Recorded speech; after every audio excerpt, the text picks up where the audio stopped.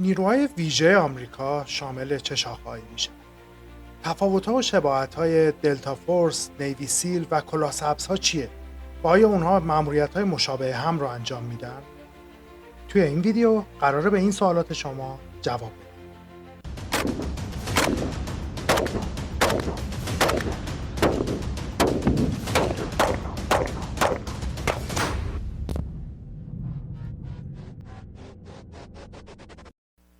درود به همه شما دوستای خوبم. رایان رضایی هستم و اینجا کانال گارد جاویدان. توی ویدیو قبلی زمانی که داشتم راجع به شغل‌های مختلف یا MOS های آرمی یا نیروی زمینی ارتش آمریکا صحبت می‌کردم، از شما خواستم که توی کامنت های اون ویدیو به من بگید که دوست دارید ویدیو بعدی راجع به چی باشه و این شد نتیجهش.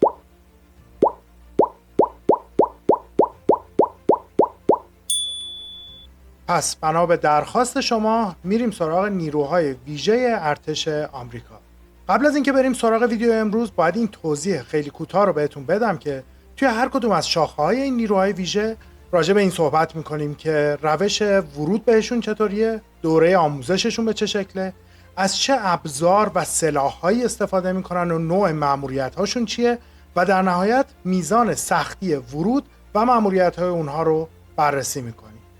پس اگر فکر میکنید نیروهای ویژه آمریکا موضوعی که بهش علاقه دارید، حتما تا آخر این ویدیو با ما همراه باشید. بدون هیچ حرف اضافه‌ای بریم سراغ ویدیو. فقط لایک و سابسکرایب یادتون نره. تقریبا میشه گفت که هر کدوم از شاخه‌های ارتش آمریکا نیروهای ویژه خودشون رو دارن. اما این نیروها از نظر میزان آموزشی که میبینن، نوع آموزشی که میبینن، شرایط ورود بهشون و مأموریت هایی که انجام میدن با هم متفاوت. پس زمانی که راجع به هر کدوم از این شاخه‌ها صحبت میکنیم با جزئیات این موضوع رو هم برای شما توضیح. اولین گروه از نیروهای ویژه ارتش آمریکا نیروهای ویژه‌ای هستن که برای ماها خیلی شناخته شدن به خاطر اینکه مشابهشون توی ایران هم وجود داره و اون هم گرین بره یا کلاسبزها هستن.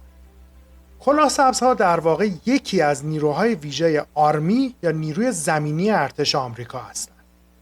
مأموریت‌های اونها بیشتر به عملیات نامنظم یا unconventional warfare، آموزش و هدایت نیروهای متحد، عملیات ضد تروریسم و شناسایی‌های ویژه تقسیم میشه.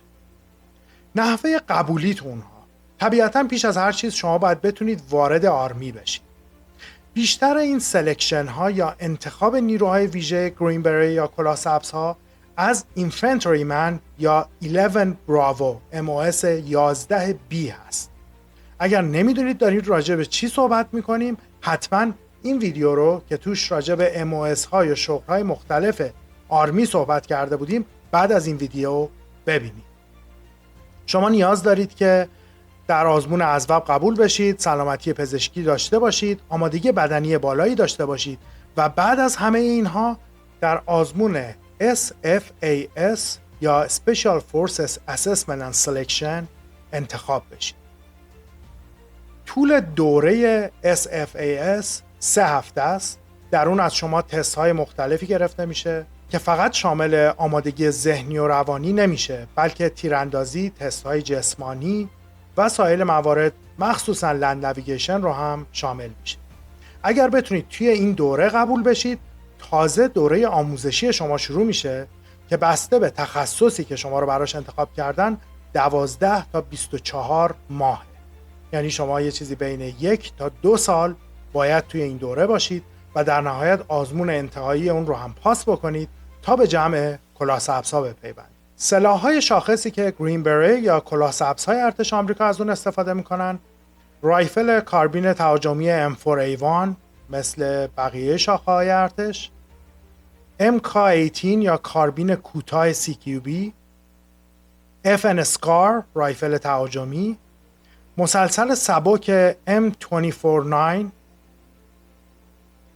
رایفل تک‌تیرانداز نیمه اتوماتیک M111 و البته هندگان گلاک 19.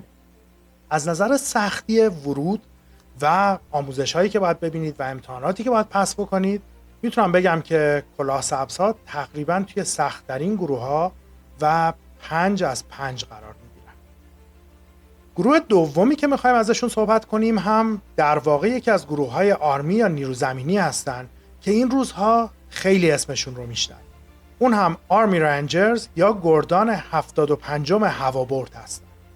گردان 75 هوابرد مأموریت حمله‌های مستقیم، تصرف فرودگاه‌ها، عملیات هلیبرن، دستگیری اهداف مهم رو داره و برخلاف گرینبری ها که معمولاً عملیات آموزشی و پشتیبانی رو انجام میدن، عملیات تهاجمی رو به عهده دارن. برای اینکه به عضویت آرمی رنجرها در بیاید، باید پیش از هر چیز دوره رسپ رو بگذرونید. رسپ که مخفف Ranger Assessment and Selection Program هست، یکی از دوره‌های سخت ارزیابی و کنترل. توی یک دوره حدوداً 8 هفته‌ای از شما آزمون‌های بسیار سخت جسمانی و روانی گرفته میشه که چیزی در حدود 75% داوطلب‌ها در اون رد میشن. از 25% یا 1/4 باقی مونده، فقط 10% اونها در انتهای هر دوره انتخاب میشن که به جمع رنجرها بپیوندن. سلاح‌هایی که گردان 75 هوابرد از اون استفاده میکنن، رایفل M4A1، رایفل MK416، مسلسل سبک M249، مسلسل متوسط M240 و البته هندگان گلاک 19. از نظر نوع انتخاب، طول دوره و سختی ورود به اون میتونم بگم که این گروه یک کمی آسون‌تر از گرینبری یا کلاه سبزها هستن و میشه گفت که 4 از 5 سختی اونه. گروه سوم از گروه‌های عملیات ویژه هم گروهیه که اسمشون رو خیلی شنیدیم ولی احتمالاً اطلاعات خیلی زیادی راجبشون ندارید، حداقل نه با این جزئیات. اون هم چیزی نیست جز دلتا فورس. دلتا فورس مشخصاً نیروی ویژه یکی از شاخه‌های ارتش نیست، بلکه از همه شاخه‌های ارتش میشه به اون جوین شد. اسم رسمی دلتا فورس First Special Forces Operation Detachment Delta هست. به طور مخفف به اونها دلتا فورس گفته میشه. مأموریت اصلی اونها عملیات ضد تروریسم، آزادسازی گروگانها، حذف اهداف مهم و عملیات فوق محرمانه است. این گروه از بین نظامی‌های با تجربه انتخاب میشه و دوره انتخابی اونها OTC یا Operator Training Course است. مدت زمان آموزش دلتا فورس 6 ماه تا 1 ساله و سلاح‌های شاخصی که اونها ازش استفاده میکنن رایفل HK416، رایفل SIG MCX، سلاح دفاعی کوتاه‌برد MP7، هندگان گلاک 19 و رایفل های پرسیژن یا سنایپر هستن. این گروه ها میتونم بگم یکی از سخت‌ترین گروه ها از نظر نوع انتخاب و دوره‌ای هست که باید بگذرونن. بنابراین میتونیم اونها رو 1 صد بالاتر از کلاه سبزها و در واقع 5 پلاس قرار بدیم. گروه سومی که میخوایم ازشون صحبت کنیم هم حتما اسمشون براتون خیلی آشناست. اونها هم گروه ویژه نیوی یا نیروی دریایی، همون نیوی سیل ها هستن. نیوی سیل ها معمولاً مسئولیت عملیات دریایی، ساحلی، ضد تروریسم و شناسایی ویژه رو دارن. برای قبول شدن در آزمون‌های جسمانی و آمادگی نیوی سیل ها پیش از هر چیز باید امتحان PST یا Physical Screening Test رو بدید. بعد از اون وارد دوره بادز میشید که یکی از سخت‌ترین دوره‌های آموزشی و انتخاب برای نیروهای ویژه در آمریکا و احتمالاً در کل جهانه. بادز که دوره پایه تخریبی زیرآبی و سیل هست، در نهایت به دوره سیل کوالیفیکیشن ترینینگ ختم میشه و بعد از 24 تا 26 هفته شما باید یکی از سخت‌ترین آزمون‌ها رو بدید تا در نهایت از کلاس خودتون یکی از 15 نفری باشید که انتخاب میشن که عضو سیل ها بشن. سلاح‌های شاخصی که نیوی سیل ها از اون استفاده میکنن رایفل تهاجمی M4A1، رایفل HK416، مسلسل سبک MK48، هندگان SIG P226 یا اونطور که تو ایران میگن زیگ P226 که احتمالاً تو همین کانال به زودی معرفیش میکنیم با جزئیات، و البته هندگان گلاک 19. از نظر سختی این دوره اون رو میتونم در کنار کلاه سبزها 5 از 5 در نظر بگیرن. گروه پنجمی که میخوام بهتون معرفی بکنم رو احتمالاً اسمشون رو تا حالا نشنیدید، اما جالبه بدونید که به تازگی یک مأموریت توی ایران انجام دادن. اون هم نیروهای ویژه نیروی هوایی یا ایرفورس ارتش آمریکا، معروف به PJ هستن. PJ که مخفف Pararescue Jumpers هست، معمولاً در عملیات نجات خلبانها، امداد رزمی یا پزشکی میدان نبرد وارد میشن. حالا میدونید که کی آخرین مأموریتشون رو در ایران انجام دادن؟ زمانی که خلبان F-15 توی کوههای زاگرس سقوط کرده بود و نیروهای PJ تونستن در یک عملیات نفسگیر 3 روزه اون خلبان رو از خاک ایران نجات بدن. این نیروها که طبیعتاً در ابتدا عضو نیروی هوایی ارتش آمریکا هستند، ابتدا باید دوره سلکشن رو بگذرونن، بعد وارد دوره IFT یا Initial Fitness Test میشن و در نهایت یک دوره آموزشی 18 تا 24 ماهه رو میگذرونن. اونها یکی از زبده ترین گروه ها از نظر عملیات نجات در خاک دشمن هستن. سلاح‌های شاخصی که این گروه استفاده میکنن مجدداً رایفل سبک M4A1، کاربین MK18 و هندگان گلاک 19 هست.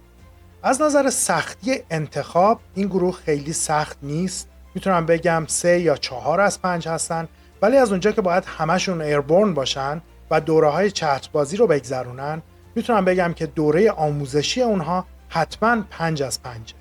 گروه ششمی که میخوایم به شما معرفی بکنیم از نیروهای ویژه‌ای هستن که از مارین کور یا تفنگدارای دریایی آمریکا میان و اونها هم مارین ریدرز هستن. این گروه که زیر نظر مارین فورسز اسپشیال اپریشن کامند فعالیت میکنن، عملیات ویژه، شناسایی و ضد تروریسم رو انجام میدن. برای اینکه عضو این گروه بشید، طبیعتاً اول باید عضو مارین کور یا تفنگدارای دریایی آمریکا باشید. بعد از اون باید یک دوره 6 ماهه کنترل و انتخاب رو بگذرونید تا تازه وارد دوره آموزشی بشید. مدت زمان دوره آموزشی این گروه بین 9 ماه تا 12 ماه یا همون 1 سال. این گروه معمولاً توی عملیات واکنش سریع فعال میشن، برای همین از سلاح‌های سبکتری استفاده میکنن. به جز رایفل استاندارد ایشو M4A1، اونها از رایفل‌های خودکار M24 IAR و هندگان‌های گلاک 19 9 میلیمتری استفاده میکنن. از نظر نوع ورود و سختی میتونم این گروه رو 4 از 5 در نظر بگیرم.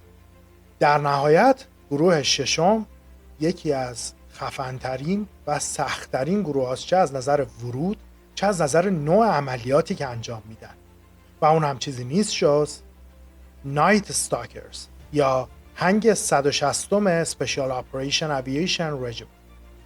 این گروه که معمولاً به هلیکوپترهاشون شناخته میشن، آخرین بار عملیات ربایش دیکتاتور ونزوئلا رو انجام دادن و توی ویدیوهایی که از اون عملیات بیرون اومده بود، نوع و دقت کارهایی که این گروه انجام میدن به خوبی مشخص بود. در واقع این گروه تونستن ظرف 6 ساعت وارد خاک دشمن بشن، یکی از سخت‌ترین عملیات ربایش رو انجام بدن و بدون حتی یک کشته به کشور برگردن. همونجور که از اون عملیات میتونید حدس بزنید، مأموریت ویژه این گروه انتقال نیروهای ویژه، پرواز شبانه، پشتیبانی هوایی از عملیات و البته عملیات‌های ربایش. این گروه هم میتونن از شاخه‌های مختلف وارد بشن، اما معمول‌ترینش نیروی هوایی، نیروی زمینی یا همون آرمی و البته مارین کور یا تفنگدارای دریایی هستن. علاوه بر سلاح‌های سبکی که راجبشون صحبت کردیم مثل کاربین M4A1، این گروه از بالگردهای ترابری عملیات ویژه هم استفاده میکنن، مثلا MH60 یا همون بلک هاک، MH47 شینوک و البته AH6 که معروف به لیدل برد یا پرنده کوچیک است. نوع انتخاب تو این گروه از آزمون‌هایی هست که هولوش 3 هفته طول میکشه و بعد از انتخاب بین 6 ماه تا 1 سال دوره آموزشی و البته امتحانات نهایی اون رو باید پاس بکنید. از نظر سختی انتخاب این گروه خیلی سخت نیستن، یعنی میتونم بگم بین 3 تا 4 از 5، اما از نظر سختی دوره حتما 5 از 5 هستن. خب دوستان، این بود خلاصه ای از نیروهای ویژه ارتش آمریکا، نوع مأموریتی که انجام میدن، نحوه ورود بهشون و البته سلاح‌هایی که معمولا توی عملیاتشون استفاده میکنن. لطفاً توی کامنت های همین ویدیو اگه سوالی دارید از ما بپرسید و اگه پیشنهادی برای ویدیوهای آینده دارید برای ما بنویسید. میدونید که من به تک تک کامنت های شما جواب میدم. یادتون نره که این ویدیو رو لایک بکنید، این خیلی میتونه به کانال ما کمک بکنه. کانال ما رو سابسکرایب داشته باشید اگه تا الان سابسکرایبش نکردید و البته اون رو برای دوستانتون که فکر میکنید این مطالب براشون جالبه بفرستید. همینطور اگه این ویدیو رو دوست داشتید حتما یکی از این دوتا ویدیویی که یوتیوب داره الان به شما پیشنهاد میده رو هم دوست خواهید داشت. به زودی با ویدیو بعدی به خونه‌های شما برمیگردم.